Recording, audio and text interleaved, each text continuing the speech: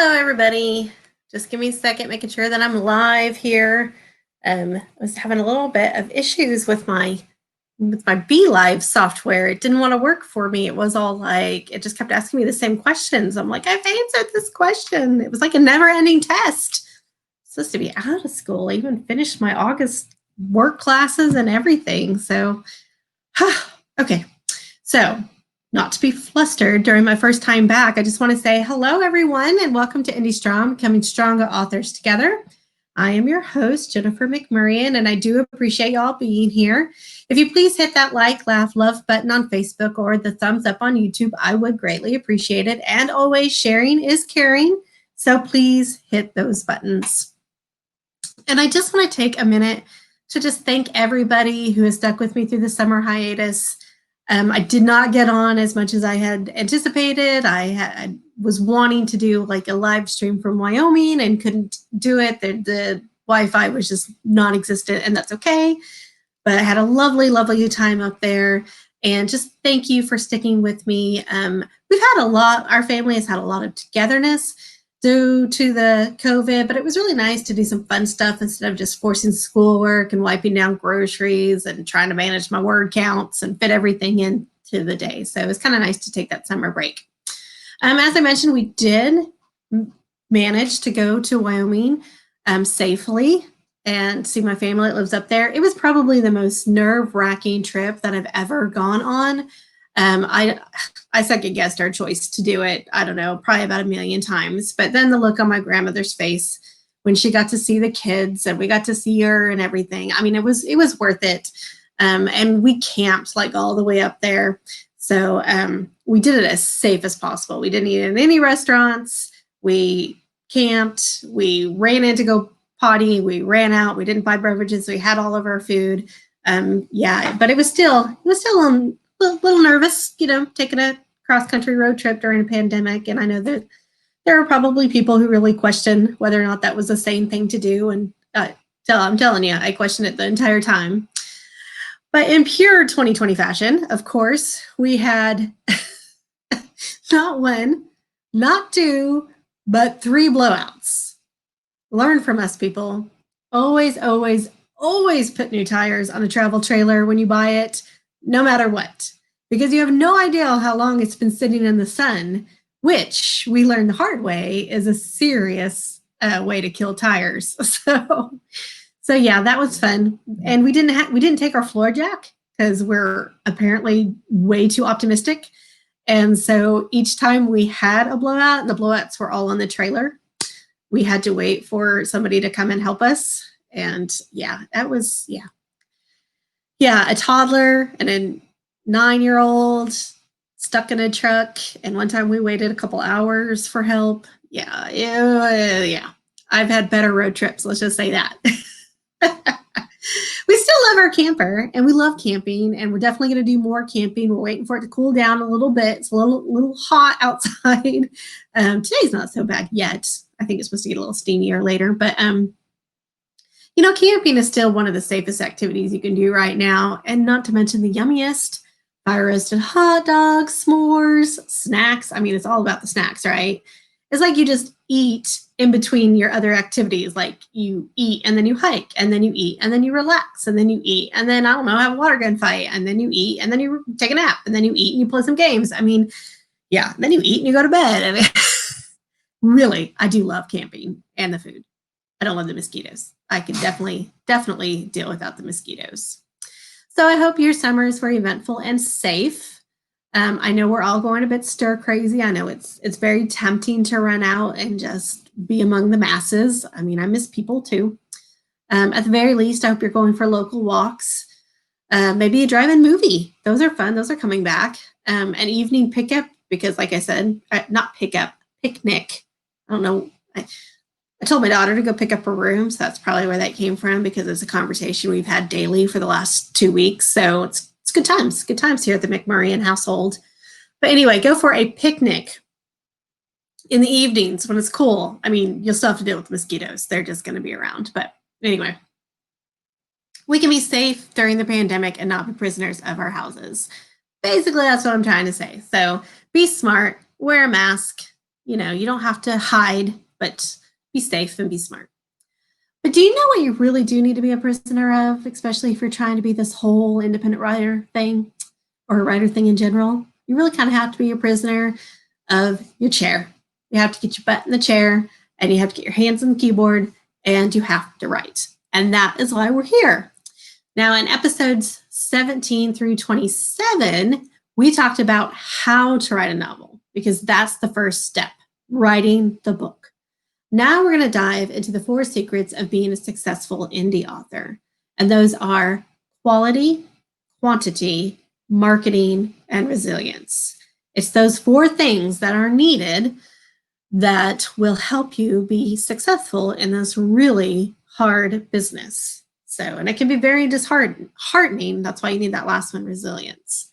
So hopefully we can all be in this together and I can give you a few tips and tricks to help you while you're journeying this path. And I'm right there with you. I'm learning as we go. I just took 2 classes, one on Facebook ads and one on smart businesses for authors and or writers. And I'm going to be sharing some of the stuff I learned. Some of the stuff, of course, is copyrighted and I wouldn't do that to them. But I will share some tricks that I learned on those during those classes. They were very intensive. I didn't get much writing done in August because I was really concentrating on those classes and implementing the changes that those classes provoked. So I strongly encourage you to continue to educate yourself. Melissa Storm at Author Engine and Michelle Fox, I think she does most of her stuff through Margie Lawson. That just Google their names. They have tons and tons of classes and I highly recommend both of them. So go, look, do, learn. All right. So let's get back to this. Let's start with quality. And this is going to sound familiar to those of you who have been with me since the beginning, but it's an important enough topic that I decided that I really needed to be said again. So in order to be indie strong, you have to put out a quality book. And that means you have to be disciplined enough to go through the very steps that the big publishing houses go through. And you'd be surprised how many people skip these steps. Now I get it. Publishing a book is exciting. And the sooner you get it out there, the sooner you can make money. I understand. But trust me, you'll make more money if you go through these steps. Your books are a reflection on you. So why wouldn't you want to put the best thing out there? So let's go through those steps. Like I said, some of this is going to sound familiar. It's a bit of a repeat, but it is super, super important. So first you got to write the book. I know, right? Duh. But you'd be surprised how many people tell me they want to write a book, but they don't actually sit down and write the book. A lot of people, and continuing education, as I just said, is super important, but a lot of people will just sit there and learn how to write and they will never actually write. You have to write. Otherwise, you're not a writer, you're a learner, and that's fine if that's what you want to be. But if you want to be a writer, you have to write the book. Not only do you have to write, you have to finish. You have to finish the book. That is step 1, finish the book. Sit your hiney in the chair from the first sentence and keep sitting in that chair until you write the last sentence, or at least keep coming back to the chair. Don't sit the whole thing. No, we don't want to do that. Move. Make sure you move around. So even if you have a day job, even if you have needy kids, even if you have a needy spouse, you have to find time to sit down and write. Now, there are a lot of people who will tell you that you don't need to write every day. I do believe that it is necessary to write every day because how else are you going to make it a habit? And there's only one way you're going to finish that book, and that's to keep coming back, writing a few words every day until it's done. So yeah, I do believe you have to write every day in order to make it a habit. And it has to become a habit in order to be a success at independent writing or any writing for that matter. And you cannot let writer's block get in your way. Now, I get in trouble for saying this all the time, but I don't believe in writer's block. I really don't. I especially don't believe in it as a way of, as an excuse to quit writing, I guess is how I should say that. You can always write through a block. Now, I'm not saying that you'll never get stuck, that you might not write yourself into a corner because we've all done that. That's just writer life. But saying that you just have writer's block and you can't move past it, well, that's believing in the impossible. And I choose to believe in the possible. You can always write through a block. Now, it might be crap.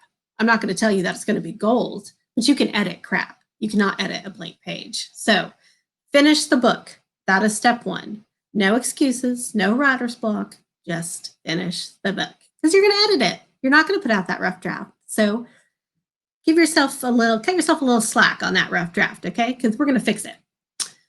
Once the rough draft is done, then you need to do what's called content edits. The best way to do this is to find a critique group, 2 to 3 fellow authors that will critique every chapter of your work. If you were traditionally published, this would be done by an editor. It's important to have other sets of eyes on your manuscript to find any holes that you might have missed. Make sure that they're honest with you. If you just have somebody that's going to tell you that it's perfect every time you go in, they're really not doing you any favors. You need that constructive criticism to make your piece better.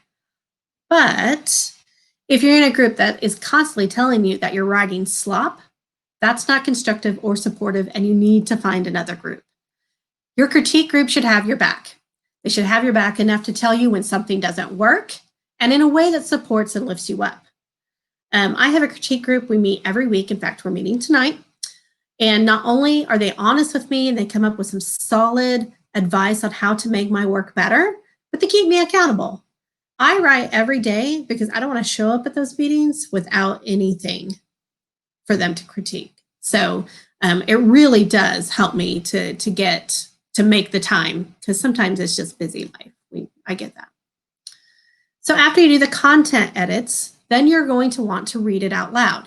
Now, this is a good practice to do because this is where you will see if your dialogue is choppy or any typos or miswords or grammar mistakes that might have passed through your critique group, because you're using a different side of your brain when you're reading it out loud. So your brain will see those typos a little bit better than if you're just reading it in your head.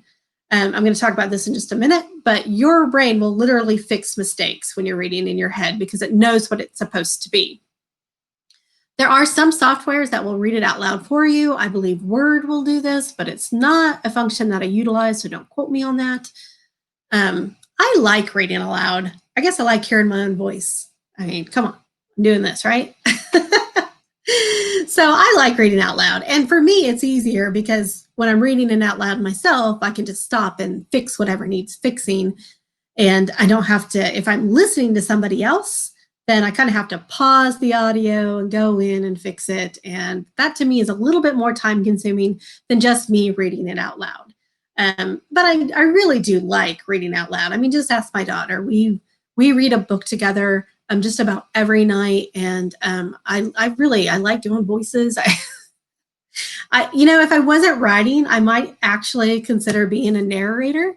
I have a wonderful audiobook narrator that I turn to, so I haven't had to dive into that, thank goodness, because it is time consuming. But I think I would probably really enjoy that job if I ever stopped writing. So that might be something to look at. Okay, so after you read it out loud, or while you're reading it out loud, at around this point, you're going to want to hire a professional graphic artist to do your cover art. Now more than ever, books are being chosen by their covers. And if somebody is all like, oh, don't choose a book by your cover, or I never choose a book by its cover, they're lying. They're absolutely lying. Stephen James at OWFI a few years ago said a quote that it always sticks with me. It's easier than ever to get published. It's harder than ever to get noticed. Don't miss your opportunity to get noticed because you have an unprofessional looking cover. This is really important. Yes, graphic artists, they cost money. And I understand that some of you guys are on a budget. I get it, I do. Graphic artists, graphic designers, and copy editors are the two things that you absolutely need to spend money on. Those are things you need to put in your budget. You're gonna cut corners anywhere, don't cut them there, okay? You need them. Be warned, though, that not all cover designers are created equal. There are designers on sites like Fiverr that will offer cheap cover designs, but you get what you pay for. If it's cheap, it's either poorly done or it's sold in mass production, which is a problem because you want your cover to be unique. You need to find somebody who will create a unique design to fit the personality of your story. If you design the cover yourself, which I understand some of you guys are really great at Photoshop, you understand the software. I don't. Back when my daughter was an infant, we took these really cute pictures at the zoo. And she was sitting in front of this pond. She had a big old smile on her face, and she had the biggest booger in her nose. I spent 4 hours trying to figure out how to just delete that booger out of her nose on Photoshop. That is when I realized that I will never be a Photoshop savant, and I'm going to leave it to the professionals. So this is not my job. That's not going to be my future job. Maybe narrating, definitely not cover design. So I get nervous every time I do like a little teaser poster in BookBrush, which I highly recommend, by the way. It's super easy to use. But anyway, I digress. Hire a copy. I keep saying copy editor because it's on my script over here and I keep seeing it out of the corner of my eye. Hire a cover designer. Have a quality cover. If you do the design yourself, make sure to get an honest opinion from your critique group or people that you trust, because seriously, nothing kills a book faster than a bad cover. And you've got a lot of competition out there. So when you have a bad cover, you're basically starting 100 miles beyond behind the starting gate.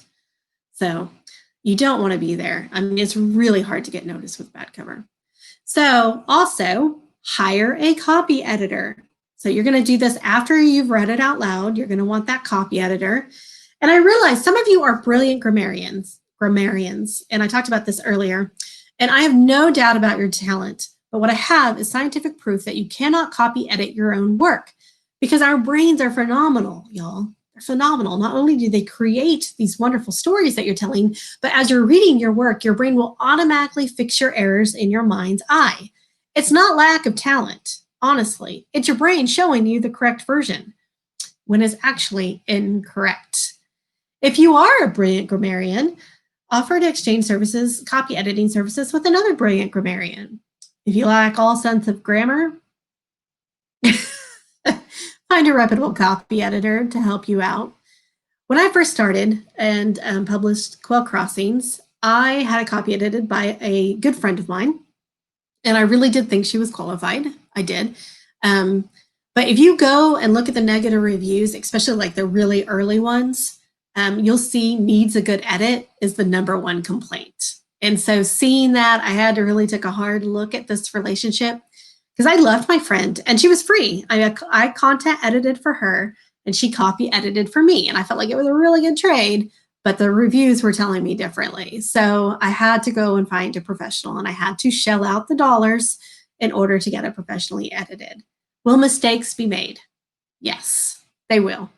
Read any big publishing book and you'll find an error or two in them as well. The point is not to be perfect. The point is to be as perfect as you can be, so that any grammar mistakes don't take away from the brilliant story you're telling. So it's really, those typos are sneaky. They're sneaky, sneaky. So some will get through. I read a lot. I don't read fast, but I read a lot. And I see typos in almost everything that I read. So, and you know what? If there's not that many of them, I don't even care. I just go on because I know typos happen. So at this point, you're going to want to format your novel for paperback. Now, some of you are just ebook authors, and that's fine. You're still going to want to format it for your ebook at this point. If you do paperback, then I suggest that you format for your paperback, get your proof books, do your beta edits, and then format for ebook, because you're only going to want to do all those edits one time. So if you format for your paperback and your ebook at the same time, when your proof book comes back and your copy and your beta readers have found these typos that have gotten through everybody else so far, you're going to have to make these changes twice, or you're going to have to format it again. So I have always formatted my paperbacks first, and then I send these to my beta readers. So basically, you want to make sure that this looks professional. You want it to look just like any traditional book sitting on the shelf. If you're pretty computer savvy, this is one of those things that you can definitely do on your own. I do all of my formatting through Word. It's just a matter of following a few steps. If your interior is not formatted correctly, it's really hard on the eye, especially in an ebook. So you really want to make sure that it's done right. I do believe that there are instructions on the KDP site if you're going through Amazon. I'm pretty sure they have instructions on the other sites too. I have been doing this for years, so I don't really have to look at the instructions anymore. I used to have a handout, but I feel like it's pretty outdated right now, so I don't really hand that out to folks anymore. But it's not that hard, and you can find YouTube tutorials on how to do it. You can find articles on how to do it. So just go find that, educate yourselves, and format your books accordingly and properly. At this point, if you have it, you should also add a teaser or the first chapter of your next book to the end of the book that you're wanting to publish. Now, you're probably thinking at this point that it's publication time. No. As I mentioned before, you're going to get this paperback formatted, and then you're going to order the proof books. So this one says not for retail because it's a proof book. And this is also like the old cover. We redid the cover, but I had already ordered the proof books before we redid the cover. And so, so that's another reason to get proofs, because I ordered these and I handed one to my husband. And of course, it's called Chocolate for Two. You can see that very easily. And he goes, "Why is it coffee?" I also heard that on Facebook about a million times. Why is it coffee? So why is it coffee? Well, I really liked the mug, for starters. I really liked the colors. And when my cover designer tried to make it look like hot chocolate, it looks so fake. And I told her, I said, I'd rather have it look like coffee than look fake. And so we went with it. And then everybody was like, but why is it coffee? So I was like, okay, fine, we've got to change this. Then I gave her a little chat, and we found one that had hot cocoa on it and basically the same colors, and I love it. But yeah, you got to listen to your readers. So that's what we call testing, as I learned in the Smart Business class. So I listen to my readers. So you want to order your proof book, and you want to get this in the hands of some beta readers. I have 3 to 4 trusted beta readers, and they are the eagle eyes that catch all those last minute errors. And these are usually just typos or format problems. I noticed when I was looking through one that there's like a random blank page. I need to fix that. So, so formatting errors and those pesky typos that have gotten through, they're not content editors. They should not be changing plot points at this point. If they're getting majorly confused somewhere, they should tell you. And if all your beta readers are getting confused in the same spot, that's something that you're definitely going to want to look at and change before you publish, okay? Listen to your readers. Most of them have your best interest in mind, and if they don't, then you need to find a different beta reader. You can also send out ARC copies. These are advanced reader copies. At this time, I do this in ebook form. You can send them to trusted readers, bloggers, and reviewers. You want to do this before the book comes out. When you send out these beta books and these ARCs, you want to make sure, I guess I should say proof books. If you're sending a proof book to somebody who's not going to edit it for you, or these advanced reader copies, you want to make sure that the reader does understand that it's not the final copy, that there will be some changes, there will be some mistakes. Also, let them know that you, in return for the free copy, you would like a good review. But if they don't like the book, just ask them to refrain from leaving any public review at all. Have them feel free to let you know what their issues were if they would like. It's kind of the golden rule of advanced reader copies. You also want to keep a list of the people that you've sent the books to. When the book is released, you want to email them and politely remind them that you would like a review. Do not hound them for a review. They are not obligated to give you a review, no matter if you've given them a free book. And they are also not obligated to refrain from giving you a bad review if you've given them a free book. What I'm saying is you ask them nicely, hey, I would love a good review. And if you don't like it, would you just talk to me personally before you post anything? Kind of stuff like that. Most people who read advanced reader copies really understand that this is kind of the way that it's done. But again, if they hate the book, there is nothing stopping them from leaving you a bad review on Amazon saying that they hated the book. Excuse me. There's also nothing stopping them from saying that it's full of errors, even after you've told them that they don't have a final copy. But I mean, that's just kind of a little bit of the line you walk when you hand out ARCs. So but it can really help with reviews on your first day, especially. So if you traditionally, sorry, I'm losing my voice. I'm out of practice, you guys. You probably have noticed my flow isn't quite there because I'm so out of practice, but I'll get back, I promise. If you traditionally publish, your publisher will have you go through rounds and rounds and rounds of edits. Some will go through as many as 10 edits before they even get the green light to be published. So what I'm asking you to do here is really not unheard of. It's just part of the job. And there are parts of the job that we have to do that we don't like, but we just put on our big girl pants and we do them anyway. Editing is not my favorite. I would rather just write, and never have to edit a page, but I want to put out a quality product. So I'm going to edit. When somebody comes and tells me, oh, I found a problem, I'm going to fix that problem. So that's when you kind of have to put your ego to the side and be like, okay, I understand. So why not make sure that it's the best that it can be? I mean, remember, you only have that one chance to make a good first impression. You have to be disciplined enough to make sure that it's done right, to not cut corners because it's faster or cheaper.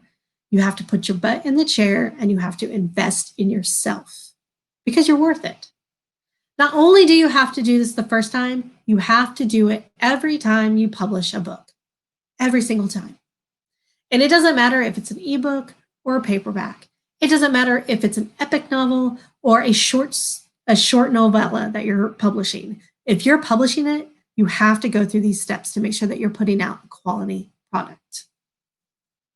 Now, after you've made your beta reader corrections, then you format for ebook. So you only have to do that once and you're not having to do those edits twice. And after that, you are ready to publish. Yay! Party, enjoy, order some takeout from your favorite place, splurge on desserts. Whenever I publish, I'd like to get a banana split. That is my big celebration thing. Take a few days off and then get to working again on the next manuscript because the next step is quantity. Yes, nobody said it was an easy road, right? If you've been with me from the beginning, you know that I've always said that it is not a get rich quick path, nor is it the easy way. Hold on just a second. Sorry about that. The pollen is crazy. And if you guys have been with me, you know pollen is my enemy, my mortal enemy. So I thought by doing these in the afternoon, I really wouldn't have to worry about the gunkiness that comes with having allergies, but that pollen, it's a sneaky villain, let me tell you. All right. So we're going to start talking about quantity next week. And now it's kind of time for a moment of Jen. And I really had to think about what to talk about because there's a lot going on here, but I really want to try to keep it positive. I want this to be a positive place where you can go to get some learning and some encouragement. So that's the direction I went. My child has been in school now for, I believe, 3 weeks. And the decision that we made to put her in virtual school to start with was super, super hard. As parents, we are asked to make hard decisions daily. This pandemic has made those decisions even harder, like whether or not to go on vacation. That was a really hard decision. Whether to put our child in-person school or virtual school was a really hard decision. There is no right choice. And a lot of parents are in that same boat. They had to decide whether or not their kids should return to school. So I'm here to tell you, because I know a lot of parents watch this, as long as your parents and your writers, whatever you decided was the right choice. That's it. I know you're probably second guessing yourself. I second guess my choice, even now that we're in the 3rd week of school, every single day. I think, gosh, did we make the right choice? I see articles on the pros, I watch the news, and I think, oh yes, yeah, we definitely made the right choice. And then I see articles on the cons, and I see people thriving in school, and I think, what did we do? Then I remind myself that we made the best choice for us. It was the right choice. And just because your choice is different doesn't make it the wrong choice. I keep seeing this hashtag and it really resonates with me. Same storm, different boats. We are not all in the same boat. Some of us are are riding out this storm on these huge yachts where we barely feel the ripple of the storm. And some of us are just really working hard to bail out the water so that our boat doesn't sink. Everybody's situation is different. So be kind to yourself. Be kind to other parents. You don't have to agree on this path, but you need to allow others to walk the different path, especially when all of the paths, every single path we choose, is covered in thorns and flowers. So please be kind. And know you made the right choice.